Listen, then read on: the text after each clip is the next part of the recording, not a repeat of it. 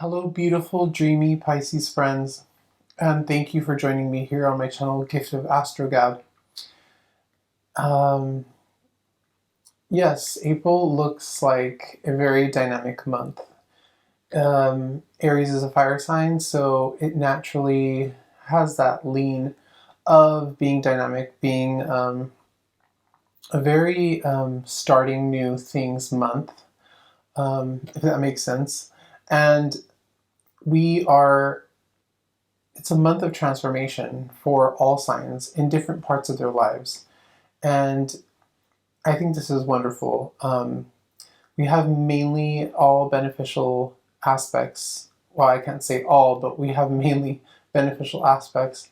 And even the aspects that are sprinkled around, of which are squares, they are surrounded by sextiles. And I feel this to be movement in a beneficial way. And, even if there are points of tension, um, it motivates us, it gets us moving forward and towards a new future for ourselves. And there is also a lot of new energy coming in. So yeah, with that, I would like to get into your month for April, and we're going to start here with the second. We're starting with the second day of the month. So yeah, let me start that for you. Okay, Pisces, let's get into this. On the second, we have Mercury in Pisces in your sign, in your first house, sextiling Pluto in Capricorn in your 11th. So we have a lot of imaginative, creative communication coming from you. You're communicating, you're moving around in a way that's very creative, and you're using that creativity that you naturally have in a beneficial way towards transformation, um, with your friends, with a larger group organization. It could also be online. You are using that creative communication that you naturally have, um, to do that, to transform relationships with friends or online social media. Now, the very next day, we have Mercury in entering Aries in your second house. Now, your communication goes from more dreamy, more imaginative, which you naturally have, and it takes a more direct energy in that second house for you. So you're getting communication either from someone else or to someone else from you about your values, about what you hold dear, or about your material goods, your material values, things that you own. And, it could also be you're getting something, you're getting communication about financial benefit, or you're completely, you know, kind of sorting out your finances in a very fast way, in a very swift way, and that's really good thing for the start of your month. Now on the 6th, we have Venus and Aries in that second house. It looks like there's a lot of beneficial movement here early in the month, and it's supporting your actions towards your family, or your family towards you is benefiting you and your finances as well. Now, on the 9th, we have Mars and Gemini in that home, hearth, and family house.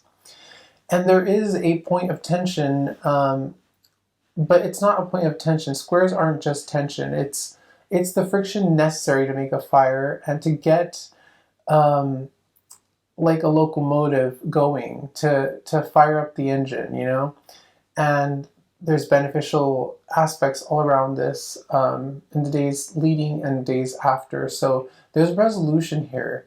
So here you're taking action in the home, and there's something with you. There's something maybe in your personality that's coming across a little bit different than your actions. Your actions are saying, you know, let's get things moving in the house. You know, let's get things moving around the house. Let's take action towards, um, you know, I don't know if someone of you would be moving or not, but there is maybe you're moving or you're changing something up in the home, and you're kind of you're not sure about it. You know, you're making it happen. You're doing the moves, but something something with you is not like 100% with it. But come the 10th, there is beneficial aspect here with your values and also your spirituality. So I think your values and your material goods, the love you have for your material goods and your communication about your material goods is in a harmonic aspect to your spirit, you know, and how you are disciplining your spiritual life as well. And your spiritual discipline, along with your communication about your values, is kind of helping to soothe any changes that are happening in the home or with you as well. Now, on the 11th, we have the new moon in Aries, and that's in your second house. This is really going along with the theme of the month for you so far. This has been like family and finances and values. This is really good because with all that energy, the new moon is a great time to plant new seeds in any part of your life. But for you, it's for your finances, it's your values, it's your material goods. Are you buying something new, or are you thinking of buying? I don't know, it could be anything, something that adds value to your life. This is a good time to plant those seeds. Now, on the same day, we have a square between Venus and Aries in your second house and Pluto and Capricorn in your 11th. So there's a bit of a struggle, whether it's inner or outer, between your values or the values, not the values, but your values and maybe a transformation that's happening between you and your friends. You and a larger community, you and the larger community are, you know, you have such love for these values, such love for your assets or material goods, and your community and the people around you are transforming, and you might feel a little bit like, where do I fit in this? But you're working it through because, like I said, April's way more. It's even the points of tension are being resolved by beneficial aspects because it's a very forward-moving month. So on the 13th, we have the Sun in Aries in your second house of values again, sextiling, very beneficial, Mars and Gemini. So we have harmony now. Any points of tension that you had earlier could have been just inner struggles. And even if it was struggles with other people, it's resolved. It's resolving by the 13th. And it looks like there's a lot of vitality between your values and your material goods and kind of merging with your home life, taking action with those values in your home life. So that's looking very good. And then on the 14th, we have Venus entering Taurus, and that's in your third house. And what better thing to have with all this movement between your values and your home than to have a loving aspect in communication. And that's probably a reflection of all the good things that are happening. And it's going to help even further for you, Pisces. You have loving communication from you or from other people, which is moving you on to the next day, which is the 15th. And you have the Sun in Aries in your second house of values. Again, this is a big theme for you. Your values, your material goods, it can also be, it's like a nurturing part too, like what you nurture yourself with. Is sextiling Jupiter and Aquarius in your 12th. So are you nurturing yourself with your spirituality? This looks like you're taking up some spiritual practice, or you're valuing it to a higher extent than you did before, and there's an expansion there as well. Now on the 16th, Pisces, we have the Sun in Aries in your second house, squaring Pluto and Capricorn in your 11th.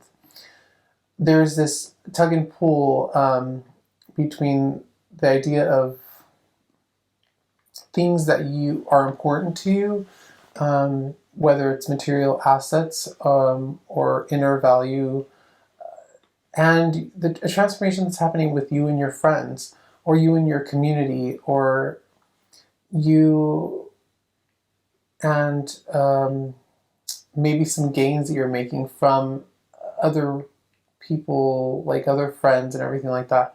So where is there a point of tension between the money you make and the money that you get from other people, like a self-made form of money or money from other associations? That's one way to do it, or the values within you, from you, or in the values that are projected upon you between your community and other people and how they're transforming. That's a big thing, and a big theme for you guys, whether it's material goods or again, inner goods, inner values. Now on the 17th, we have Mars and Gemini in your 4th. Trining is a beneficial to the max. It's an aspect that's beneficial to the max. And it's with Jupiter in Aquarius in your 12th house. So we have actions you're taking in the home, or from a home base, or from a home part of your heart. And it's really, all of a sudden, the doors are opening up on the 17th, and you're feeling a lot more good with yourself spiritually, and you're expanding upon that. So actions you're taking in the home are really breathing new life into your spirituality. That's really great for you, because anything that feeds you spiritually is going to feed the people around you as well. Now, on the 17th, the same day, we have Mercury in Aries in your second house of values, sextiling Jupiter in Aquarius in your 12th house. So again, we have your actions and your communications, actions from home and communications of your values. They're in sync with your spirituality here, Pisces. So this is like a very inner month, you know what I mean? Like, maybe you're needing to go within. You're going within more, and you're having that dialogue within yourself. Now, the 12th house is also things you do behind the scenes. So maybe you're doing a lot of things behind the scenes at home, taking action, and it's being very beneficial for you, and or communicating in behind the scenes or in secret, and you're doing something behind the scenes, and you're probably doing it to benefit yourself financially in different ways as well. So on the 17th, again, we have Mercury in Aries in your second house, sextiling Mars and Gemini in your 4th. Again, this dance between your finances and the home, or your values in the home, and how they merge together. Because on the 18th, heading towards later in the month, we have the Sun in Aries in your second house, conjunct Uranus in Aries in your second house as well. That's a lot of power. The Sun is very vital energy, very passionate, and it's conjunct, and I don't know if I said Uranus, I hope I didn't, I meant Mercury in Aries in your second. So this powerful communication about your values and what you hold dear, or powerful communication about your material life, your money, you know. So on the 19th, it's moving all this values and money and, you know, assets talk. It's going to the 3rd house. And now you were like wondering within yourself about your values and your money and everything, but now you're carrying it out. You're actually doing some kind of business with that money, and it's looking really, so far it's looking very good. You might be starting a new trade or something.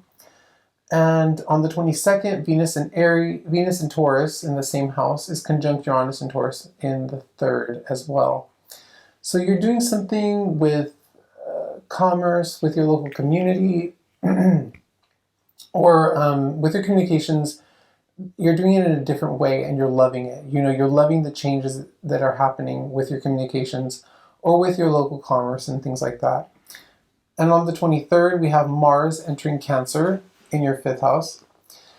And that's wonderful because it's the first time I've seen the fifth house for you. So towards the end of the month, you could be taking action towards either dating, creative endeavors, or, you know, something with nurturing your children. If you have children and you feel like you haven't been giving a lot of time to them, you're really dedicating more time here with your actions. You're like putting your, instead of just talking about it, you're actually doing things to give your kids some time, or your creative endeavors, or the playful side, which is dating for yourself as well. And on the 24th, we have Mercury in Taurus conjunct Uranus in Taurus in your third house. Again, a lot of third house themes, a lot of communication towards the end of the month. And it's Mercury and Uranus could be like shocking communication, but shocking for the good because there's so much good in this month. There are two squares the day after, so maybe it is something shocking that you have to work through, but it looks later on in the month, it looks very beneficial. So those squares to me just mean new information that you're getting that you're going to work with to kind of alchemize and work for your benefit. So on the 25th, after that 24th, like, wow, like I learned something new, or there's something I didn't know, you are transmuting it, but with a little bit of inner tug and pull because the 12th house is there. So new information that you're hearing or getting on the 25th, you're kind of like going within. Maybe you could be like restricting yourself, or just like there's an expansion, there's a push and pull that day. You could be going back and forth in your spiritual walk, in your spiritual communications, to figure out and resolve whatever you new information you've been discovering. And on the 25th as well, we have Mercury in Taurus conjunct Venus in Taurus in your third. So there's you're working through all this new information, and Venus is there to give you support. So you could be getting communicating with someone, and they're giving you a lot of support, a lot of help, and something therapeutic here. So it's really wonderful for you. There's a lot of healing as well this month, and that's very, Pisces. I feel like it's I feel like there's a lot of healing here. I don't know if it was traumatic or anything, but this is really good for you to work through during these days.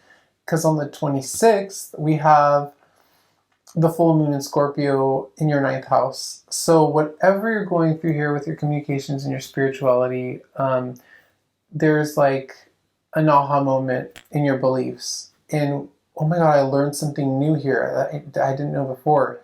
There's a higher truth here, and that full moon is so illuminating for you guys. So I'm so happy for that breakthrough for you guys. And on the 27th, Pluto is going retrograde in Capricorn in your 11th house. So you're having huge transformation with your friends, with your community, your associations, and you can mine some real valuable things from that, especially during this retrograde time. April 27th through October 6th, you could be getting gains from friends, or just really ardently seeking your friends out, and other communication with associations and all that. and your community as a whole. Now the 29th, we're ending the month with a real high note. Mercury in Taurus in your third house, sextiling Neptune and Pisces in your first. So we have this communication, this well thought communication, benefiting you and your emotions, just you in general. This communication that's coming from you or to you is benefiting you, literally, like literally you, your person. Now on the 30th, we have the Sun in Taurus, and it's conjunct Uranus in Taurus in the third. This is like, we're ending this month on a high note. The Sun is vitality and its passion and its energy at its purest form, and it's conjunct your electrifying, revolutionary Taurus. So again, whether it's your local community, which is also the third house, or your communications, or your business, if you're like communication business, it's getting like electrified to the max, and that seems very stimulating for you guys. So Pisces, I'm so happy for you guys. There's a lot of healing here. There's a lot of spiritual communication, a lot of insight that could be happening for you guys, and I'm really proud of that, because you guys are a very spiritual sign, and I feel like this month it speaks your language, but with an Aryan bent. I like Aries, an Aries bent where it's really moving you, and it's moving the healing along. So with that, I would love to thank you guys for joining me, and have a beautiful April and a beautiful start to spring. And I really hope to see you guys again in May. Please feel free to like, share, subscribe, and comment. And again, thank you so much, and have a great month.